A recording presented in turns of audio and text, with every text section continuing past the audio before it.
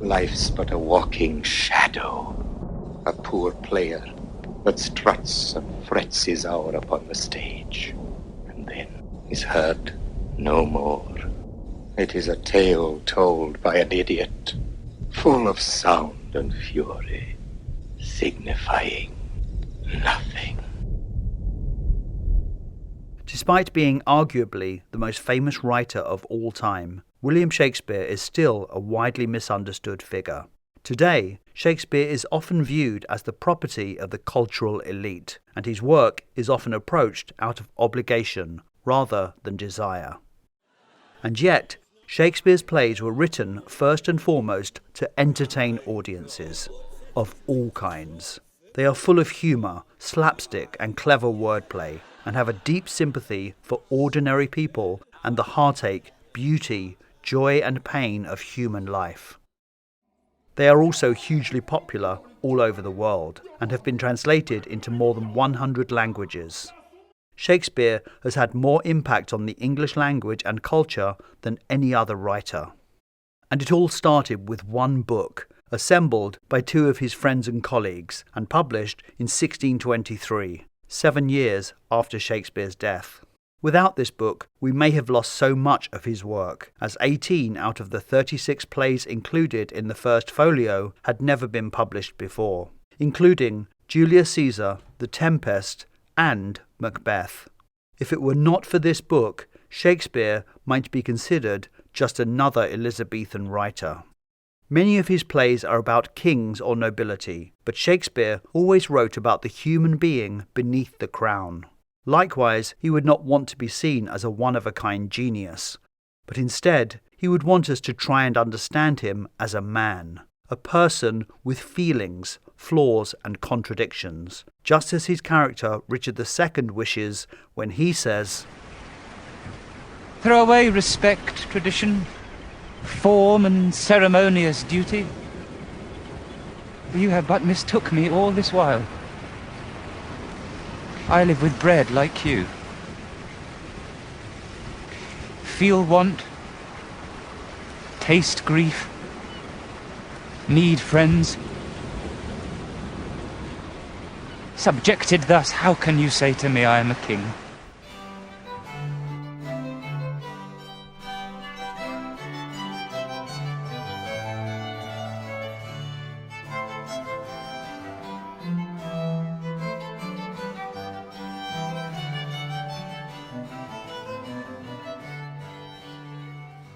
All the world's a stage, and all the men and women merely players.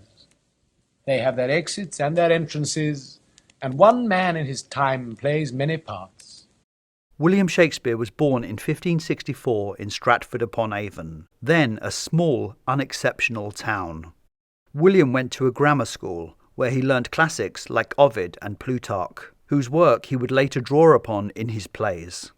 Unlike other dramatists of his time, Shakespeare did not attend university. In 1582, William married a farmer's daughter called Anne Hathaway. He was only 18 on his wedding day, while Anne was 26. She was also pregnant with their first child. The couple had 3 children together, a daughter called Susanna, and then twins, Judith and Hamnet. His family would remain in Stratford while he moved to London to pursue his dreams. And by 1592, Shakespeare was a well-known actor on the London stage. Shakespeare co-founded his theatre company, the Lord Chamberlain's Men, which would later be called the King's Men in 1594, and began writing plays for them to perform. At first, he wrote history plays and comedies. The London audience flocked to the history plays, of which there are 10, that cover English history from the 12th to the 16th century.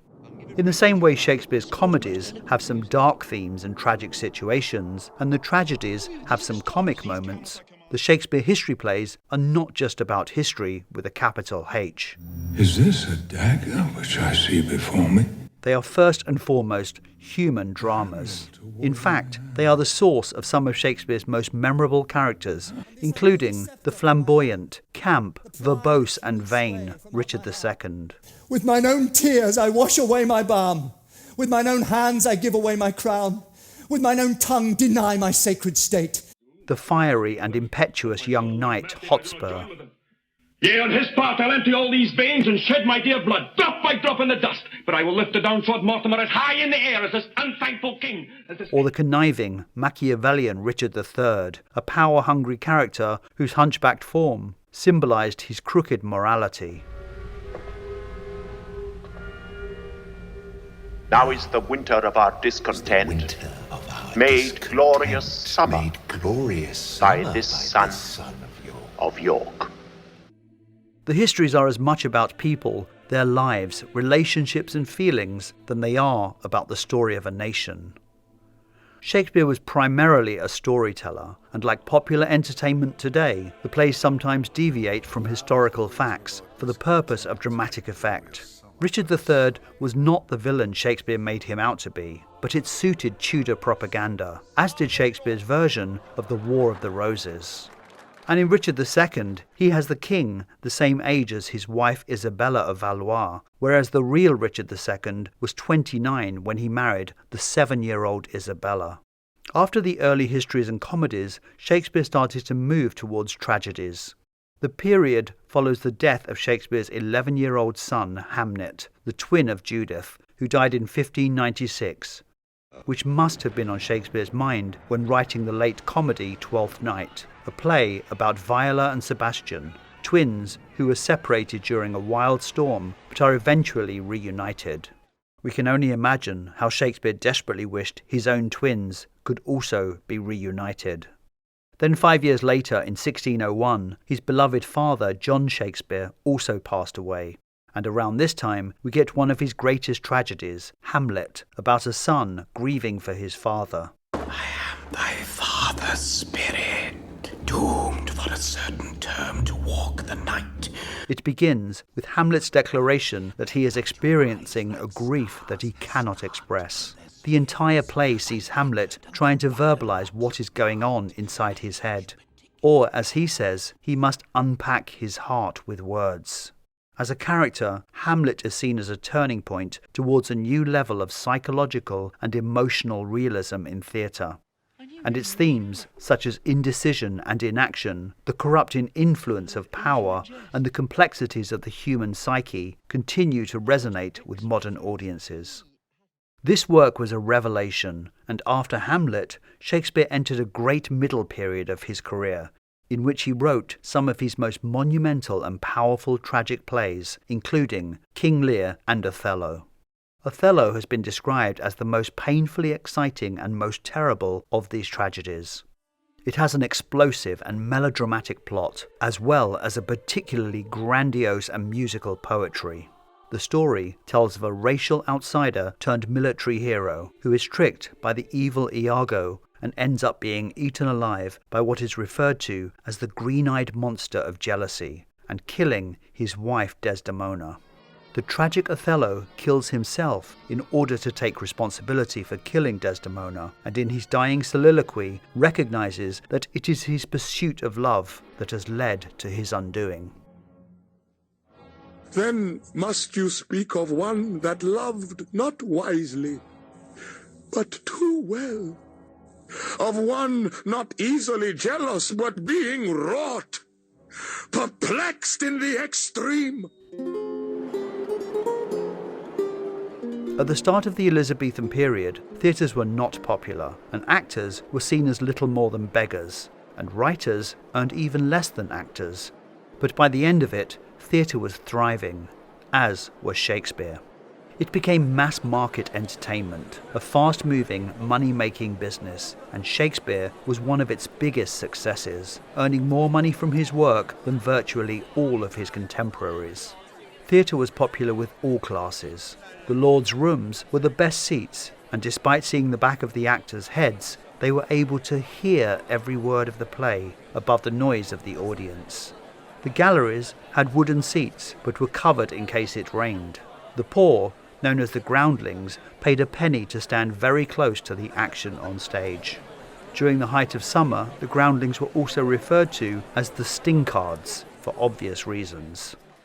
They ate, drank, cheered and booed during the performances, and demanded the play had to entertain them.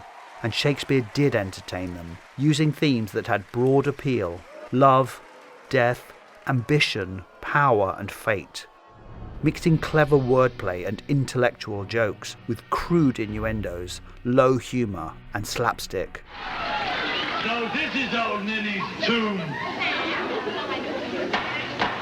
Thank you.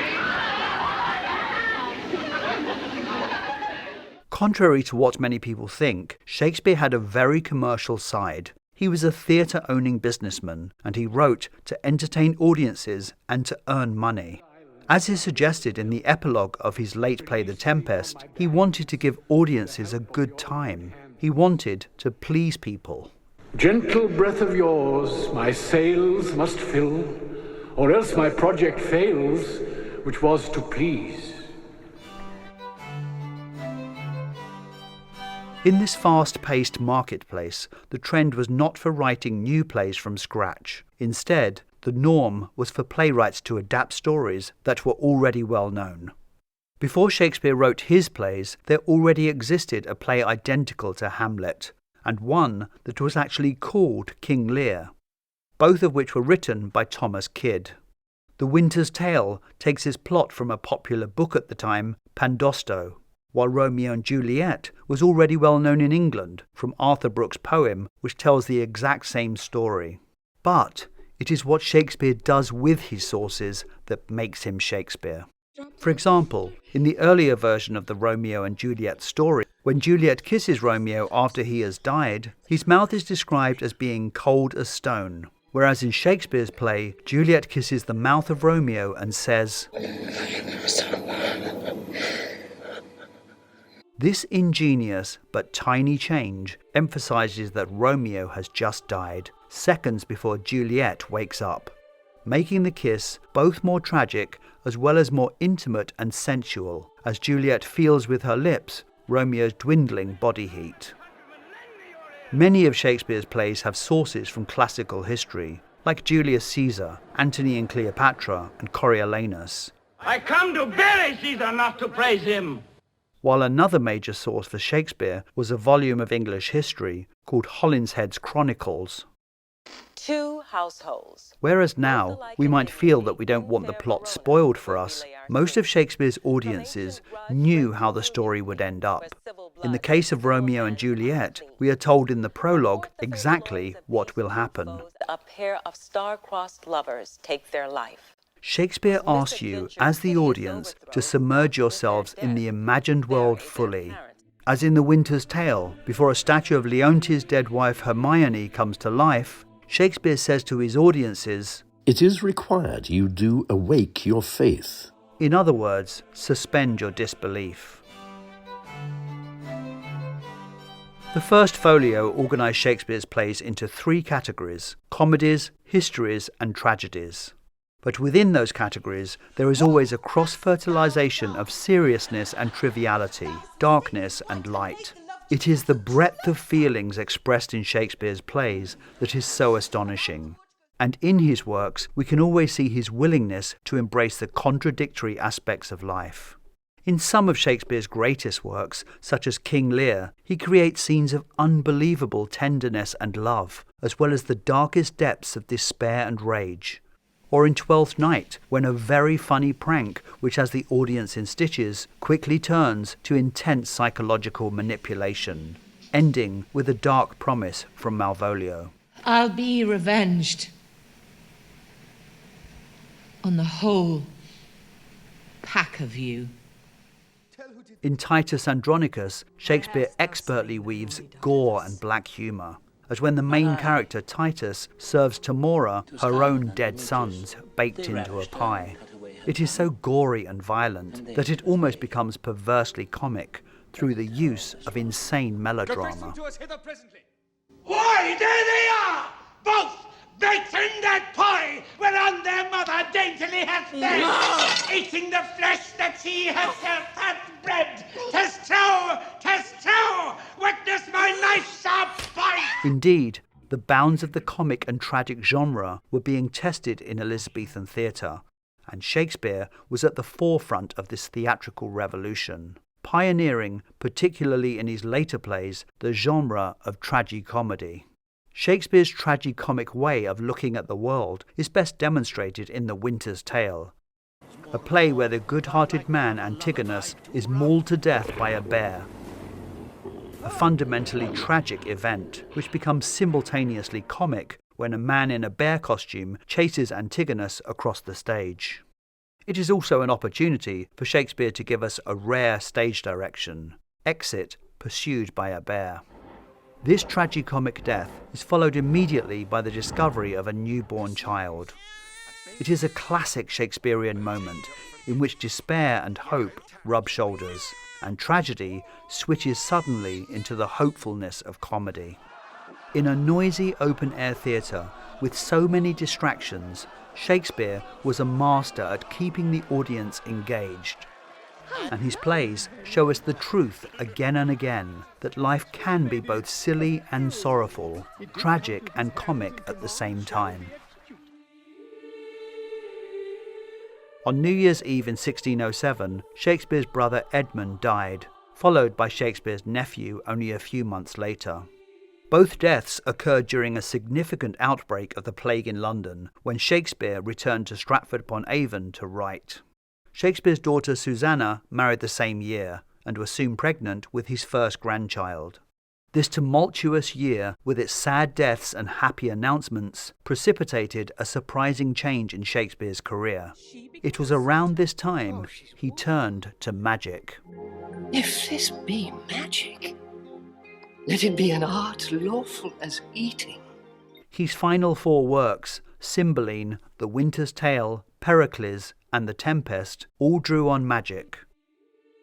They are sentimental works with characters looking for a way to return home and be reunited with their loved ones, in much the same way Shakespeare had when he returned to Stratford-upon-Avon.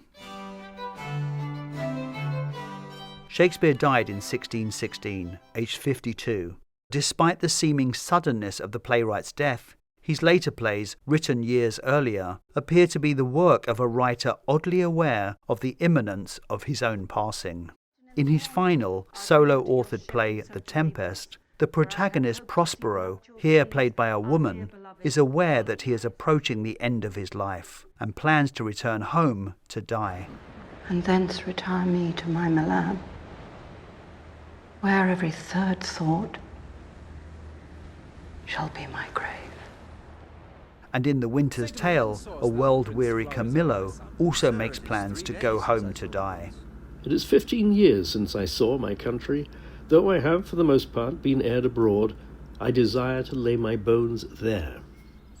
And Shakespeare's bones were laid there, in his hometown of Stratford-upon-Avon.